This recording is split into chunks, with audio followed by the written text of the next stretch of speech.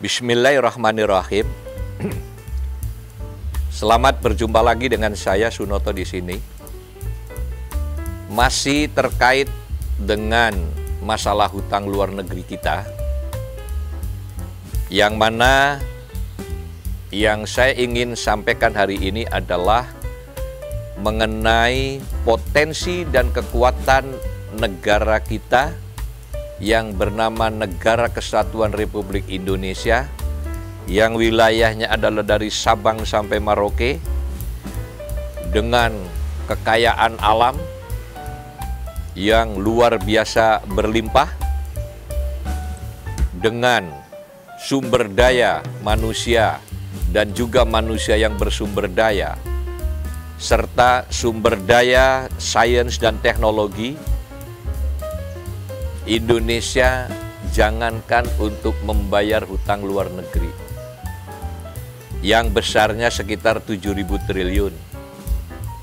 Indonesia insya Allah di suatu hari akan mampu menjadi raja ekonomi dunia dengan syarat: satu, kita mempunyai sistem tata kelola negara yang baik dan benar, yaitu country management system, sistem tata kelola negara. Dan syarat yang kedua, bahwa yang menjalankan roda pemerintahan ini adalah orang-orang yang sidik, amanah, tablek, fatonah, jujur, terpercaya, komunikatif, dan cerdas. Insya Allah Indonesia dengan aset yang dimilikinya, Indonesia one day bisa menjadi raja ekonomi dunia. Apa yang saya maksud aset yang dimiliki oleh Indonesia? Satu, sumber daya alam kita. Itu baik tambang, energi, dan segala macam. Indonesia itu luar biasa, memiliki sumber daya alam yang sangat luar biasa. Yang kedua, mengenai sumber daya ilmu pengetahuan dan teknologi. Indonesia salah satu negara yang mampu bikin pesawat.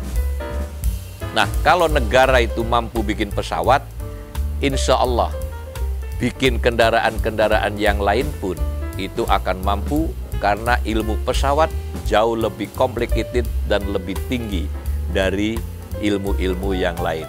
Saya katakan ulang bahwa relatif ilmu pesawat itu jauh lebih complicated dari ilmu untuk membuat produk-produk yang lain. Jadi sumber daya alamnya cukup, sumber daya ilmu pengetahuan dan teknologinya cukup, dan yang ketiga adalah sumber daya manusia dan manusia yang bersumber daya. Saya ingin membedakan antara sumber daya manusia yang terkesan kuantitatif dan manusia yang bersumber daya yang ini sesuatu yang kualitatif, yaitu manusia-manusia yang mempunyai karakter entrepreneur, dan yang sumber daya manusia adalah saudara-saudara kita yang melakukan hari-hari secara kerjaan-kerjaan yang bersifat teknis. Jadi saya ulangi, Indonesia yang bentangan wilayahnya itu dari Sabang sampai Merauke, dengan memiliki tambang, hutan, gunung, laut yang sedemikian berlimpahnya, saya yakin suatu hari Indonesia insya Allah akan menjadi raja ekonomi dunia. Kenapa?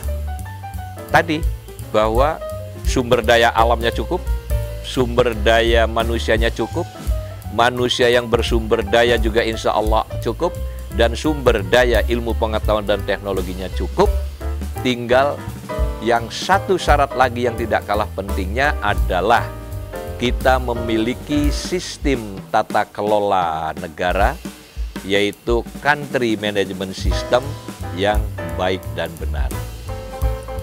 Jadi sayang sekali kalau kita belum memiliki sistem tata kelola negara yang baik dan benar.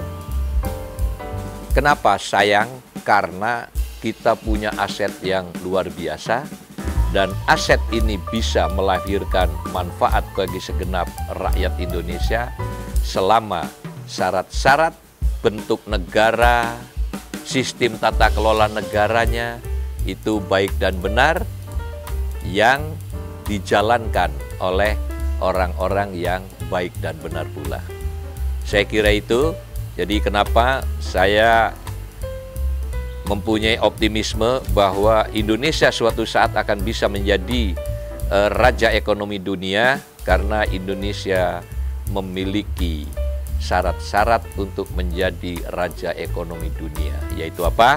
Sumber daya alam, sumber daya manusia, manusia yang bersumber daya, dan sumber daya ilmu pengetahuan alam dan teknologi. Saya kira itu yang bisa saya sampaikan mengenai rasa optimisme, dan ini kaum muda harus selalu optimis bahwa negara kita akan menjadi negara yang hebat di masa mendatang. Bahwa hari-hari ini banyak hal-hal yang menjadi persoalan dan masalah, itu adalah sesuatu yang harus kita lewati sesegera mungkin. Terima kasih.